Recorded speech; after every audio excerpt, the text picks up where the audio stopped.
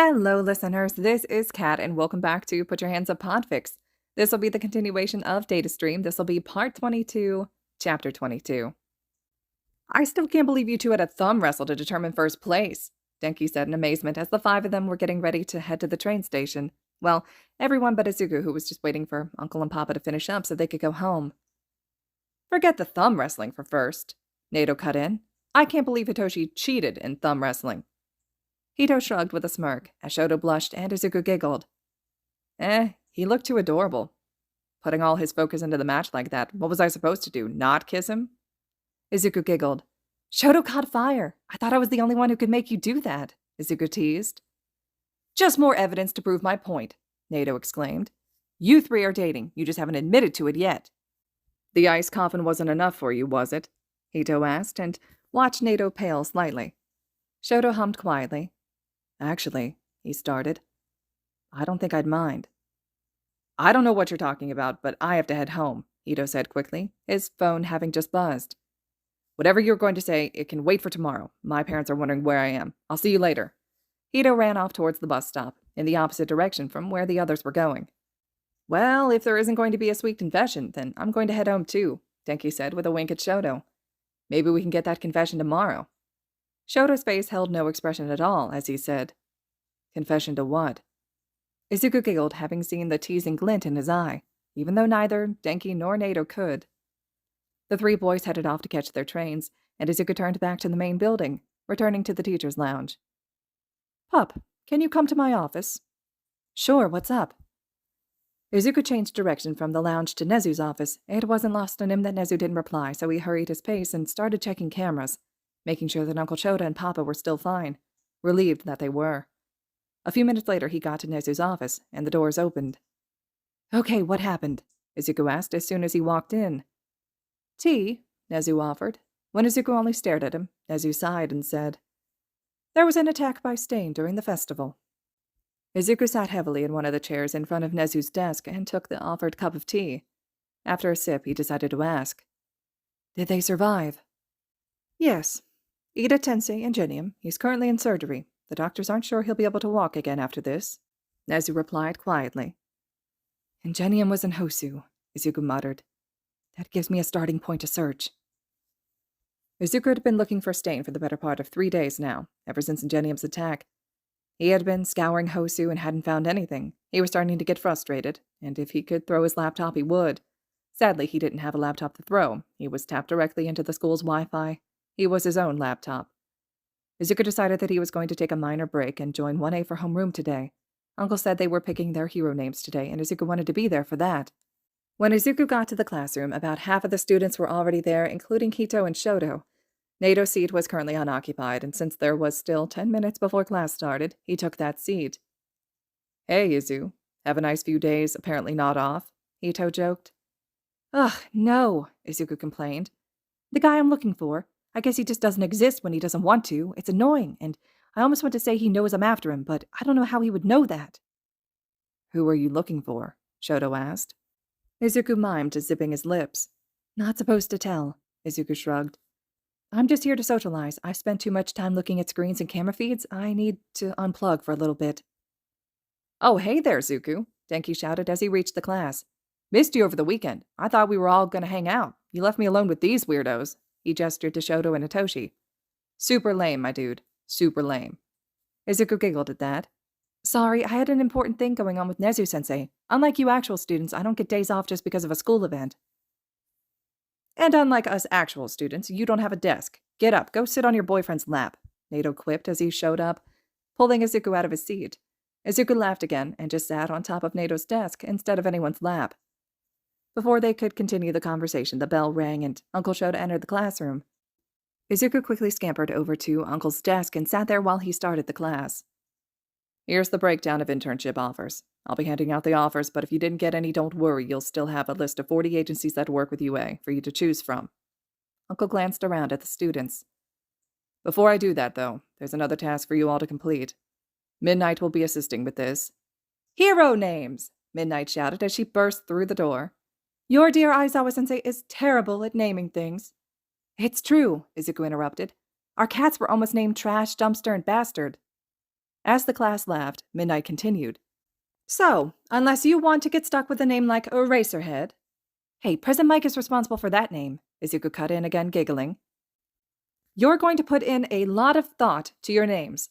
While it is possible to change your name before you fully go pro, it'll be a lot harder. And if any of you really make a good impression, then everyone will know you by the name you started with. Midnight handed out whiteboards and markers, and everyone started coming up with names. Izuku went back to his friend group, wanting to know what names they were going to pick. So, what are your names going to be? Izuku asks as he sits back on Nato's desk. I've known my name for years, Nato said confidently. I'm going to be going by Phantom Thief. It's all part of my aesthetic of the gentlemanly thief. That's cool. How about you, Danks? Well, I want something to do with electricity, but I can't think of anything. Denki made a face. I was thinking of Sparky, but that's dumb. How about Sparkplug? Izuku tentatively suggested. I refuse to associate with someone named after a car part, Hitoshi joked. Stun gun? No, Shouto stated. He stared at Denki for a few minutes, and then said simply, Charge bolt. Denki's eyes lit up. I love it. That's perfect. Okay, how about Shouto now? What's your name? Nato asked. Gremlin fan? I was thinking of just using my name, actually, Shouto said, while giving Nato a look. Ew, Shouto, no. Izuku shook his head adamantly. You can't do that. That'll make your given name nothing special. Everyone will just be calling you Shouto. I won't let that be your hero name. No.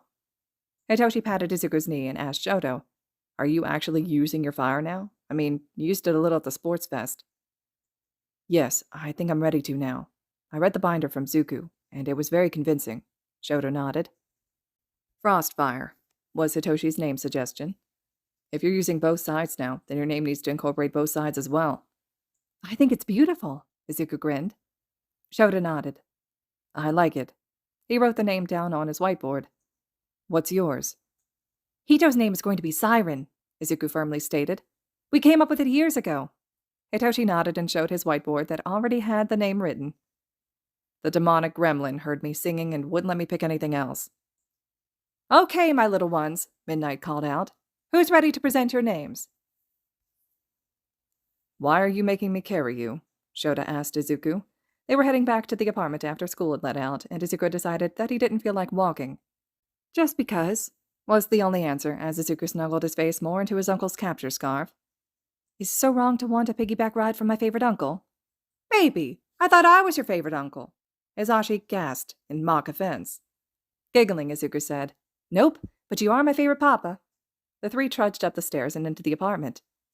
Can I let you down now? Izuku gripped Shouta tighter for just a moment and then let him go and hopped down. Thanks for the ride, Uncle. Then he darted to the couch and picked up sugar and instantly resumed streaming. Zashi kissed Shota's cheek and then went into the kitchen to get dinner started, Shouta following and sitting at the table to watch, absently petting Coffee, who had jumped up onto the table when Shouta sat. Who did all your kids decide to go with on their internships? Zashi asked. Not everyone has turned in their choices, Shouta said. But of those who did, I think most of them are good choices. Yaoyorozu is going with Fat Gum, Uraraka is going with Gunhead, Ida's going with Manual. Tokiyami is going with Hawks. He put in an offer for an intern? Hizashi asked incredulously. He's never put out an offer before. Shouta shrugged. My bet is it's because Tokiyami is a bird mutation like him, but he is the number 3 hero, so I'm going to allow it. Hopefully there was a real reason for the offer, not just because of how he looks. I bet we can get the baby to send Hawks birdseed if he mistreats Tokiyami, Zashi joked. Oh, I'll send him birdseed even if he's the perfect mentor, Izuku joked from the living room, still immersed in his dream. He mentioned in an interview the other day that Endeavor was his inspiration for getting into heroics, and I'm not going to let that slide. Shouta raised an eyebrow at his nephew, but didn't continue. Kaminari is going with Generator. He said he wants to practice with Rescue. Generator's a rescue hero. Monoma's going to try his hand at underground heroics with Oculus, and Todoroki is going with Snowfall. Isn't she stationed up in the mountains of Asahikawa? Hizashi asked. That's really far north. Yes, I told him that it's still practically winter up there, and he said that's why he chose her. Like Kaminari, he wants to try out Rescue. Shouta grinned. Shinso decided to prolong his torture, and he's coming with me. Hizashi laughed. You say prolong the torture, I say live with his first love for a week. Shouta huffed out a laugh. Yeah, that probably is his real reason, but joke's on him. We'll be staying at the agency in Hosu for the week. We're going to be keeping an eye on Ida and Hosu." "Oh? Why's that?" Zashi asked as he was cutting some pork into slices. Looks like they were going to be having katsudan. "You remember how Ingenium was attacked in Hosu, right? Nezu, Izu, and myself all think that Ida's going to try hunting down Stain on his own like an idiot. And other than a gut feeling, I don't have a valid reason to turn down his internship. Especially since his brother is still in Hosu and Ida's justification for choosing that internship is to see his brother." "You better be careful out there," Hizashi said, pointing the knife he was using to cut the meat at his husband. "If I find out you got yourself killed while in Hosu, I'm going to find a way to resurrect you just so I can kill you again." Shouta grinned at Zashi. "You'll have to get in line.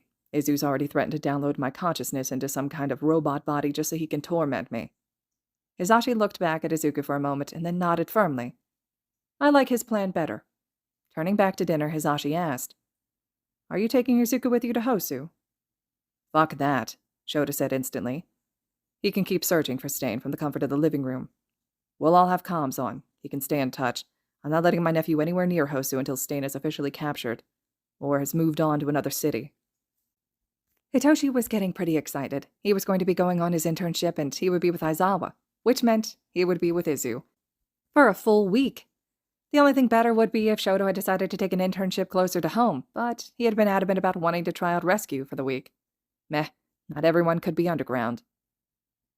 "So, I'm pretty sure I know you only picked me because of Izuku," Aizawa started, as the two of them were the first to arrive at the train station. "But we're not going to be staying in the city. We're going to be in one of the satellite offices in Hosu." Hitoshi pouted. "Let me guess. Izu is staying here." Aizawa smirked at Hitoshi. "Yep. He's still on that project from Nezu, so he's staying home with Zashi. You'll be able to talk to him, though. You'll be on the comms together when we go on patrol." Once the rest of the students showed up, Aizawa told them to make sure they were on their best behaviors, and then sent them off.